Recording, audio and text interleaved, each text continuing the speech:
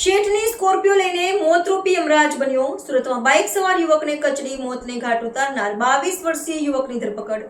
Licence suspend કરવા આરટીઓમાં જાણ કરાશે.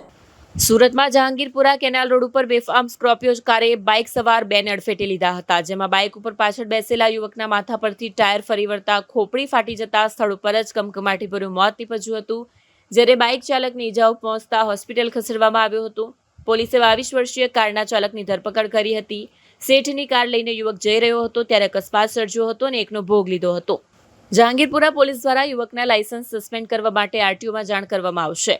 મળતી માહિતી પ્રમાણે મૂળ રાજસ્થાનના વતની અને હાલ પાંડેસરા વિસ્તારમાં આવેલા કૈલાશનગરમાં રહેતા 40 વર્ષીય કાલુરામ ઉદયરામ સુથાર ફર્નિચરનું કામ કરી પત્ની અને સંતાનો સહિતના પરિવારનું ગુજરાન ચલાવતા હતા. કાલુરામ હાલ મનોહરલાલ નારાયણલાલ સુથાર સાથે ફર્નિચરનું કામ કરી રહ્યો છે.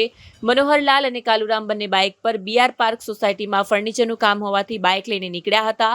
મનોહરલાલ બાઇક ચલાવતા હતા અને કાલુરામ પાછળ બેસેલો હતો.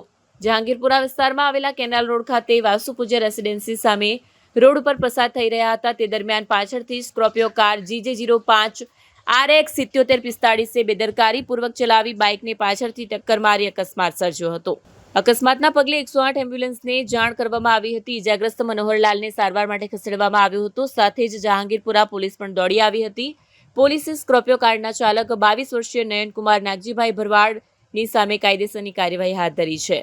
સ્કોર્પિયો કારના કાચ પણ કાળા હોવાથી ઓવરટેક કરતા સમયે બાજુમાં ચાલતી બાઇકને અડફેટે લીધી હોવાનું સામે આવ્યું છે. હાલ જહાંગીરપુરા પોલીસ દ્વારા કારની સ્પીડ અંગેની જાણકારી માટે તપાસ કરવામાં આવી રહી છે.